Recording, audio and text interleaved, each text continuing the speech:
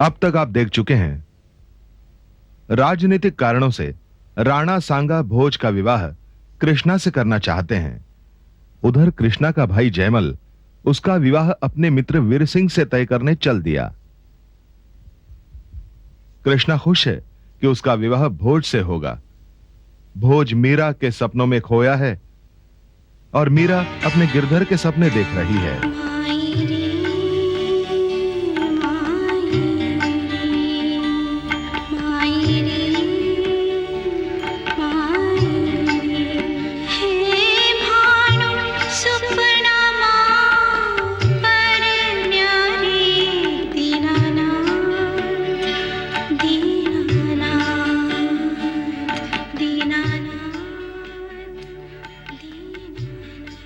अब आगे। विश्वा जी, ये केवल वैवाहिक संबंध ही नहीं है, बल्कि दो किनारों को मिलाने की चेष्टा है। भोज और विरमदेव की पुत्री कृष्णा के रिश्ते का जितना सामाजिक महत्व है, उससे अधिक महत्व राजनैतिक जरूरत का है। इसलिए यह संबंध किसी भी कीमत पर तय होना चाहिए। महाराज, जिस मुहूर्त में मैं जा रहा हूं, उसमें असफलता और निराशा तो मिलती ही नहीं है। हाँ। जाइए विश्वा जी। शुभम महाराज।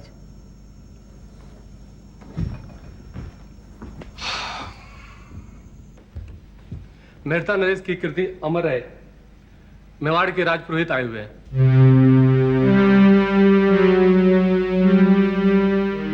मेवाड़ के राजपुरोहित? ठीक है, लिवा लाओ।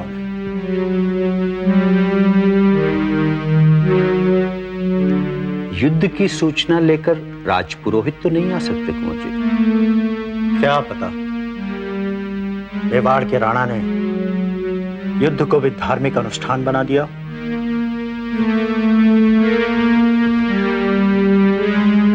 आइए विश्वा जी, पधारिए। प्रणाम। आइए।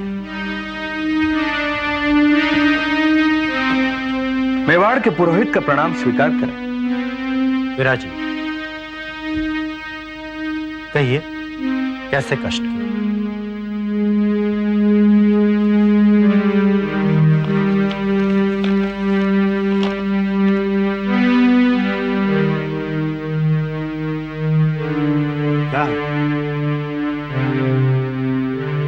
जो कभी स्वप्न में भी नहीं सोचा। युद्ध? नहीं, संबंध। राणा सांगा ने अपने पुत्र भोजराज के लिए आपकी पुत्री कृष्णा का हाथ मांगा है। ये उपहास है या परिहास? नहीं महाराज, ऐसा कुछ नहीं है। मेवाड़ की इच्छा है ये। आपके पिता रावदुदा शत्रुता समाप्त करना चाहते थे। राणा जी ने यह संबंध जोड़कर उनकी कल्पना को साकार करने में पहल की है। क्या सोच रहे हैं? कांटों से भरा हुआ वृक्ष अचानक फूलों की वर्षा करने लगे तो सोचना ही पड़ता है। ऋतु बदल भी सकती है महाराज।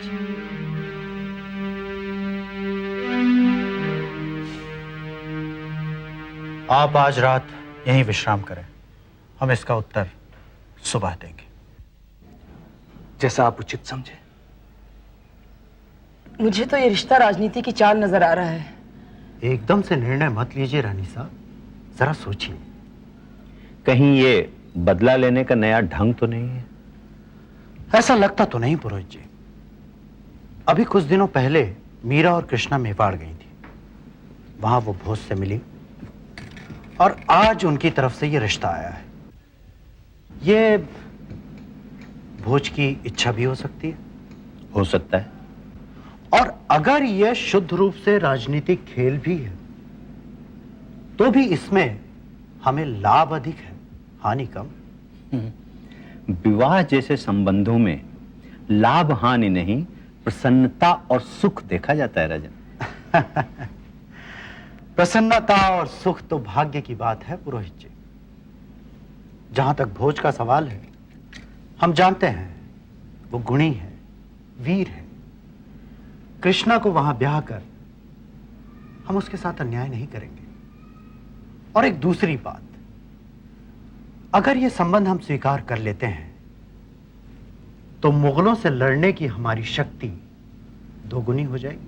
और जो जयमल ने जलमेर वालों से रिश्ते की बात की थी, वो रिश्ता हुआ तो नहीं, हम जयमल को रोक देंगे। वैसे बात आपकी ठीक लग रही है राजन। जलमेर वालों को कोई वचन तो दिया नहीं गया है, और हमें ऐसा लगता है कि मेड़ता और मेवाड़ के संबंधों के परिणाम बहुत अच्छे होंगे। तो ठीक है पुरोहित जी, आप मेवाड़ के पुरोहित से जाकर कह दें कि हमें कृष्णा और भोजराज का संबंध स्वीकार है। जी राजन।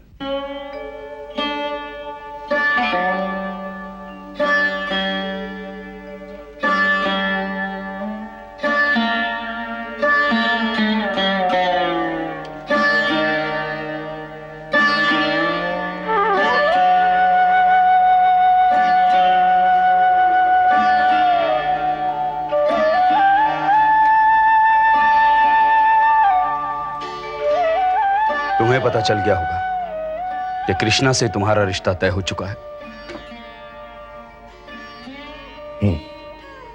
तो फिर यह तस्वीर बनाने का क्या फायदा? अगर ये तस्वीर न भी बनाऊं तो क्या मन से मीरा की तस्वीर मिट जाएगी? मिटानी तो पड़ेगी कुंवर जी। अगर जगवालों ने वो तस्वीर देख ली तो मीरा नाहक बदनाम हो जाएगी।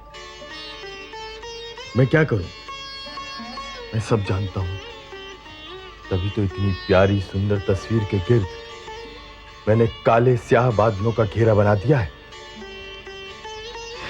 ये काले बादल तुम्हारा वर्तमान है और ये तस्वीर तुम्हारी कामना।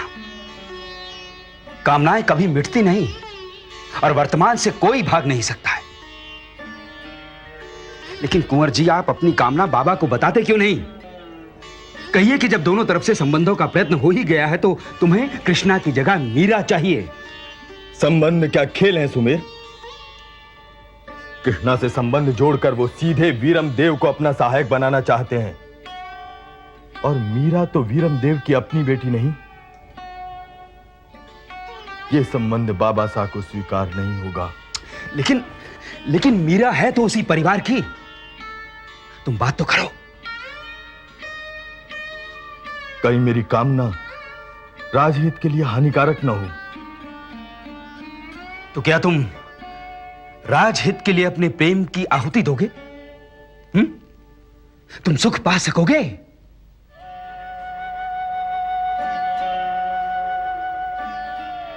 प्रेम करने से सुख कम मिलता है, दुख अधिक। ये मैं जान चुका हूं।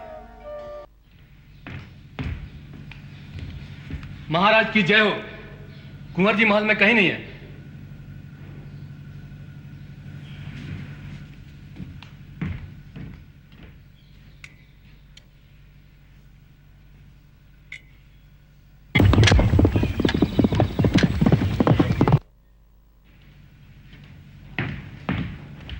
महाराज की जय हो। कुंवर जी सीमा पर कहीं नहीं है। आखिर ये जयमल गया कहां? कुछ समझ नहीं आ रहा है।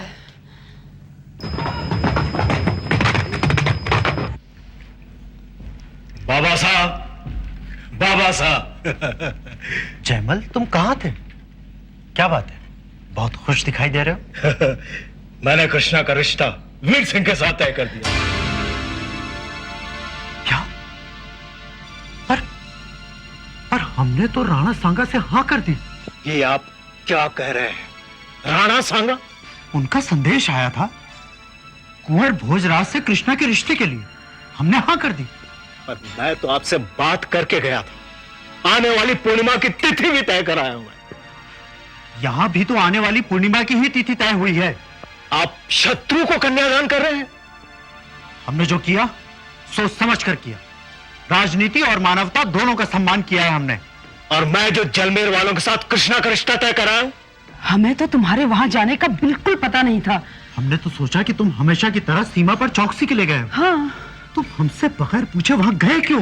मैं वहां नहीं गया था। वीर सिंह मुझे शिकार पे मिला। मैंने कृष्णा की बात छेड़ी, उसने स्वीकार कर लिया। कहा कि पिताजी से मिलो वरना शायद देर हो जाए। आपकी आज्ञा में ले चुका था, इसलिए मैंने यह रिश्ता तय किया।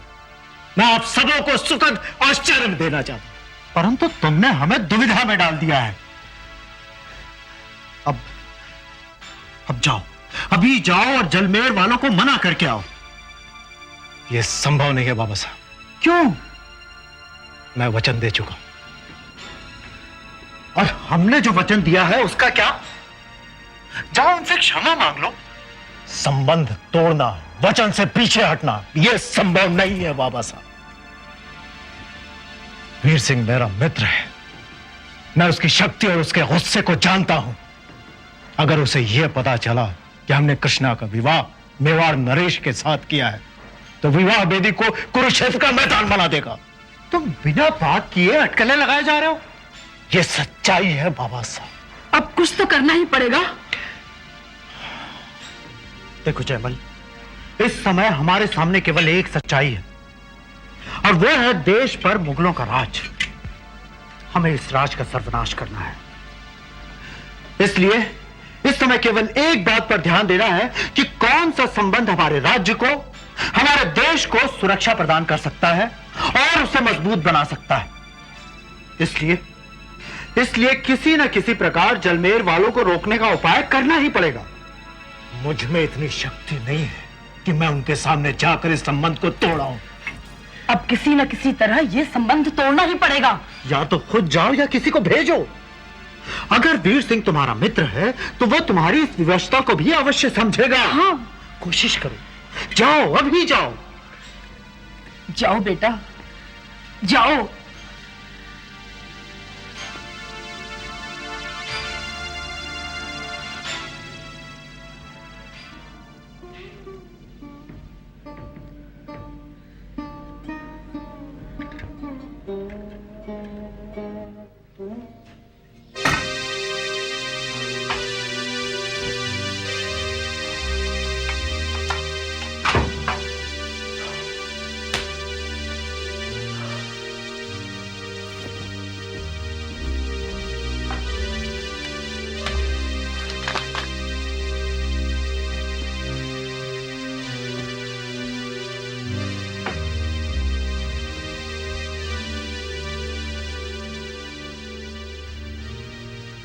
परम आदरणीय जलमेर निवासी श्री ध्यान सिंह जी को मेड़ता कुंवर जयमल का प्रणाम। मैं आपसे हृदय से क्षमा चाहता हूं। मैं चाहता था कि मेरी इकलौती बहन कृष्णा की शादी आपके पुत्र वीर सिंह से ही हो, लेकिन भाग्य को यह स्वीकार नहीं था। कृष्णा का विवाह कहीं और तय हो चुका है। मुझे इसकी जानकारी नहीं थी। मैंने अज्ञानवश ये संबंध जोड़ दिया। इस भूल के लिए मैं और सिर्फ मैं ही जिम्मेदार हूं। यह खत लेकर जलमेर जाओ अभी, और वहां के राजा ध्यान सिंह या उनके पुत्र वीर सिंह को दे देना। जो हुकुम।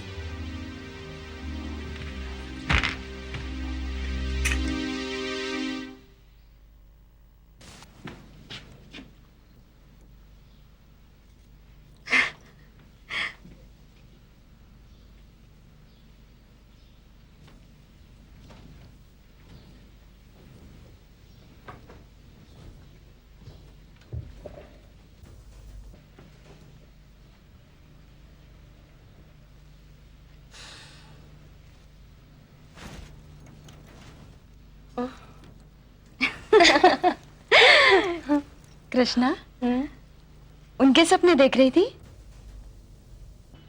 अब तो ये अधिकार है मेरा। क्यों नहीं? कृष्णा, एक बात बता मुझे। तुम भोज से कितना प्रेम करती हो? जितना धरती पर जीवन है। अगर भोज से तुम्हें कोई जुदा कर दे तो? अगर तुम्हारे गिरधर को कोई तुमसे छीन ले तो तुम्हारा क्या होगा?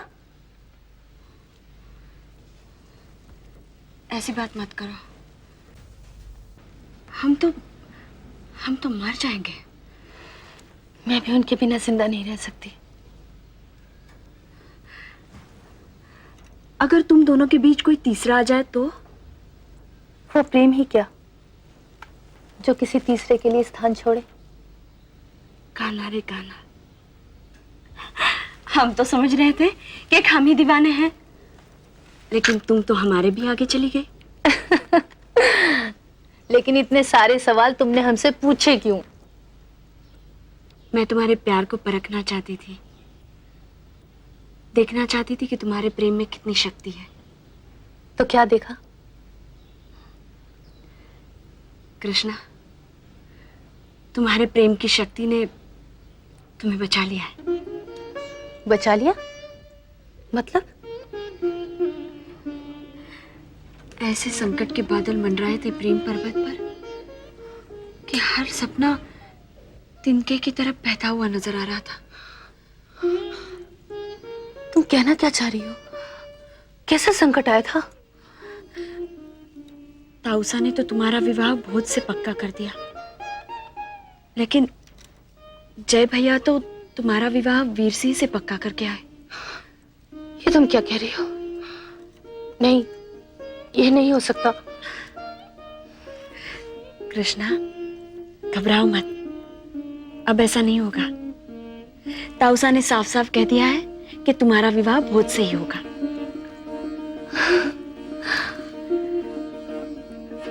लेकिन सोचो, अगर तुम्हारा विवाह वीर सिंह से होता तो? यदि मुझे कभी उनसे अलग होना पड़ा तो सिर्फ एक ही चीज मुझे अलग कर सकती है।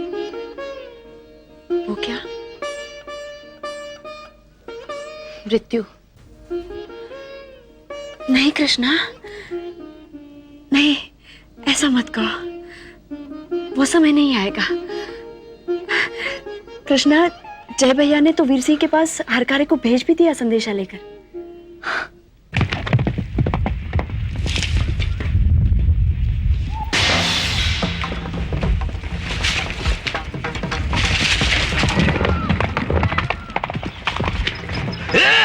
रुक जा!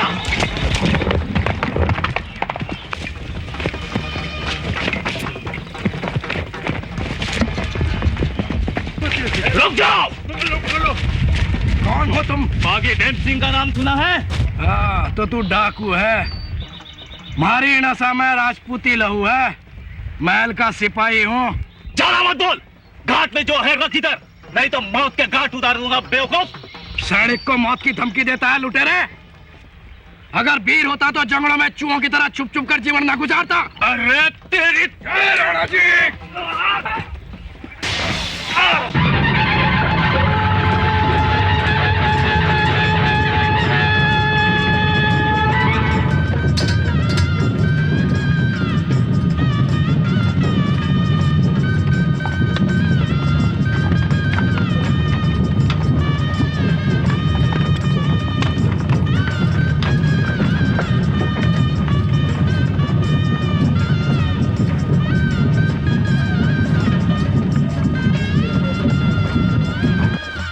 आज अगर हमारा वश चले तो हम सारा संसार कृष्णा को उपहार में दे दें।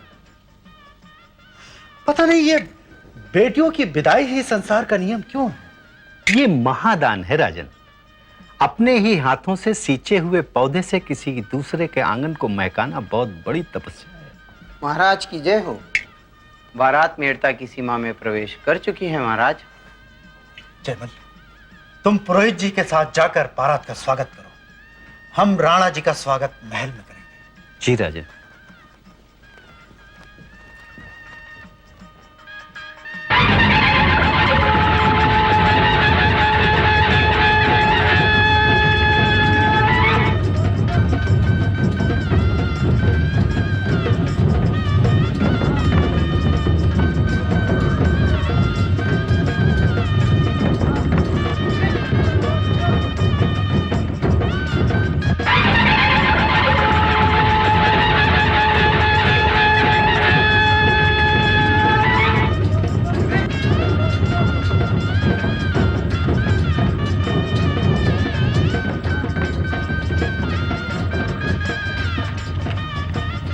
बेड़ता की धरती पर बेड़ता के राजा और प्रजा की ओर से मेवाड़ के महाराजा का स्वागत। धन्यवाद। हमारे पुत्र भोजराज से तो आप मिल चुके हैं। ये है हमारा बड़ा पुत्र विक्रमादित्य। आओ भोजराज। आइए आइए भोजराज। चलिए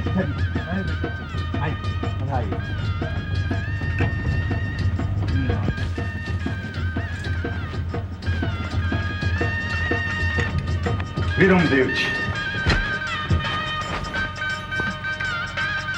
वीरमदेव जी, आज बड़ी खुशी का दिन है।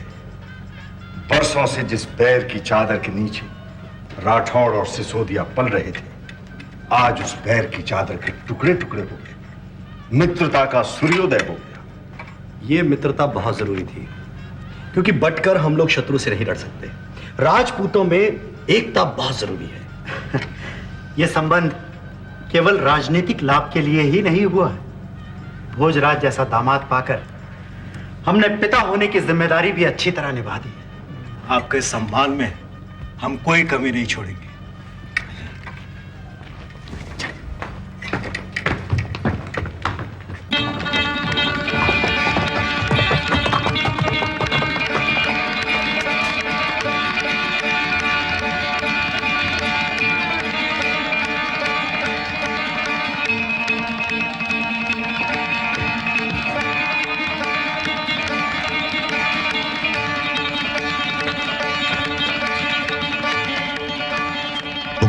एक और बारात आ गई है। क्या? जलमेर वाले बारात लेकर आ गए हैं। पर ये कैसे हुआ? उनसे तो क्षमा मांग ली गई थी।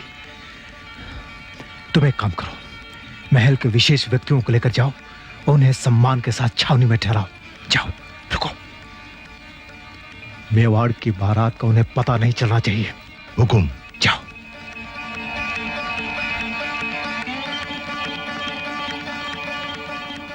अब क्या होगा?